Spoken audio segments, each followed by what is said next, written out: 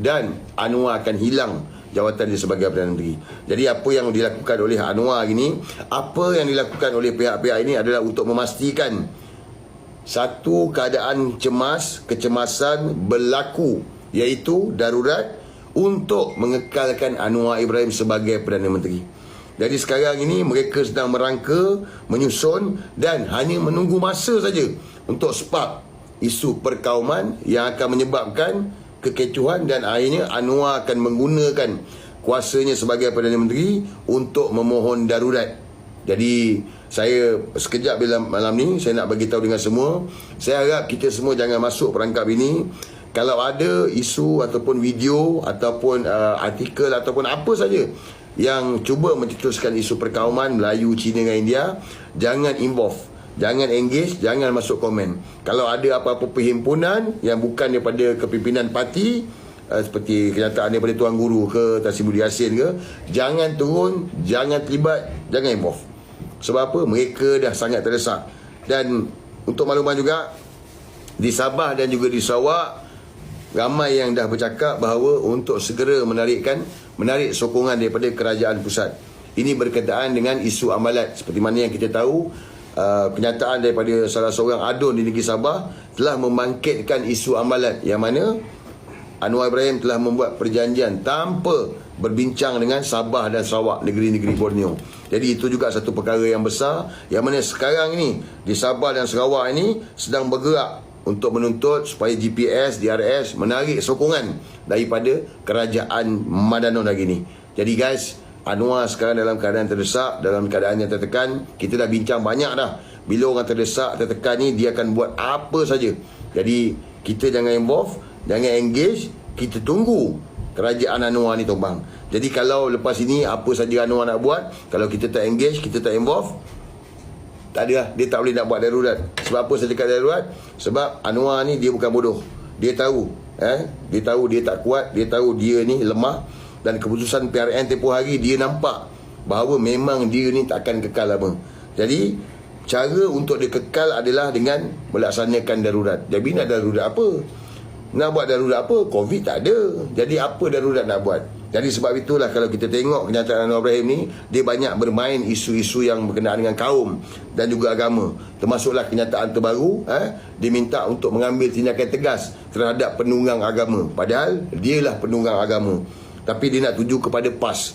Sebab itulah dia melibatkan PAS ni ekstrim, PAS ni Taliban, gelombang hijau dan sebagainya. This is Anwar. Dia sekarang Perdana Menteri, dia tak nak hilang jawatan sebagai Perdana Menteri. Korang boleh bayangkan, Anwar Ibrahim ni dulu timbalan Perdana Menteri. Bila dia hilang jawatan, dia buat reformasi, dia buat rusuhan. Itu Anwar Ibrahim waktu dia timbalan Perdana Menteri. Sekarang ni dia Perdana Menteri, dia tak ada sokongan, dia hilang jawatan sebagai Perdana Menteri. Korang boleh bayangkan apa yang Anwar Ibrahim akan buat. Jadi kita jangan involve, jangan engage. Biarkan dia nak melalak seorang-seorang. Bulan 8 ni insyaAllah guys, Anwar akan hilang sokongan majoriti ahli parlimen. Ahli parlimen akan tarik sokongan tak ada Anwar Ibrahim. Anwar Ibrahim akan jatuh. Jadi apa saja yang Anwar buat, kalau kita tak involve, kita tak engage, gagal. Dia nak ajak orang musuh pun orang tak akan musuh. Dia ajak orang untuk pertahankan dia pun orang tak akan pertahankan dia. Biarlah dia dengan anak-anak papa dia je yang berguling-guling atas jalan raya. Kita jangan terlibat. Jadi ini masih penting kepada semua. Berhati-hati dalam 2-3 hari ni, berhati-hati. Dan aku nak minta juga, tolong bagi tahu dengan influencer, tiktokers, semualah rangkaian-rangkaian kita, sahabat-sahabat yang selalu bercakap macam aku ni, bercakap dekat TikTok ke, cakap kat muka buku ke, cakap dekat Tube ke, jangan mengulas apa-apa isu berkaitan dengan rusuhan kaum 13 Mei.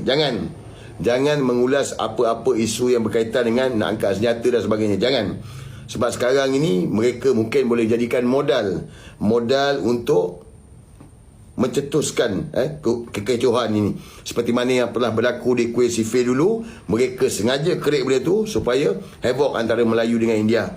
Tetapi kecekapan pihak polis akhirnya menyebabkan benda tu tak merebak, tak besar, tak jadi besar. Jadi berhati-hati. Dan hari ini juga telah didedahkan berapa jumlah adun di negeri Selangor, yang mana dominasi kerajaan negeri Selangor ini adalah didominasi oleh DAP. didominasi oleh DAP, sama seperti mana sebelum 13 Mei 69. Boleh pergi tengok balik, pergi kaji. Sama macam mana 1969 dulu. Perkara yang sama juga waktu itu 14-14. But kali ini DAP adalah dominasi dalam kerajaan Negeri Selangor.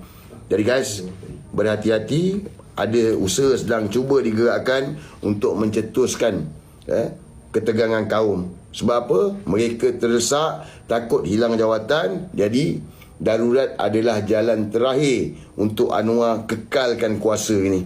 Jadi kita berhati-hati, jangan engage. Biarlah Anwar ditombang tanpa sebarang rusuhan. Kita berpolitik dengan bijak, cermat, bijaksana. Itu yang paling penting. Jadi saya rasa setakat tu je lah mesej saya untuk malam ni. Apa pun, terima kasih. Walaupun last minute, 15,000 juga banyak dekat TikTok, dekat Facebook apa semua. But ni mesej tak ada visi malam ni.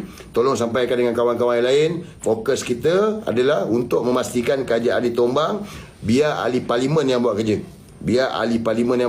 Ahli parlimen akan bertindak. Dan tahniah kepada seluruh pengundi-pengundi yang tempoh hari telah pun menunjukkan sokongan kepada Perikatan Nasional.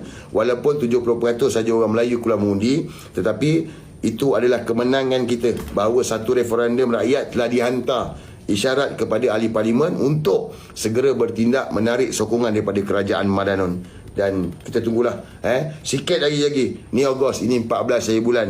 31 bulan Ogos kita akan merdeka daripada kerajaan Madanon. Ingat guys, 31 Ogos bulan kemerdekaan kita bulan ni, kita merdeka daripada kerajaan Madanon. InsyaAllah. Okey guys, apa pun terima kasih. Ingat, kalau bukan kita siapa lagi, kalau bukan sekarang bila lagi. Ini zaman kita, ini masa kita.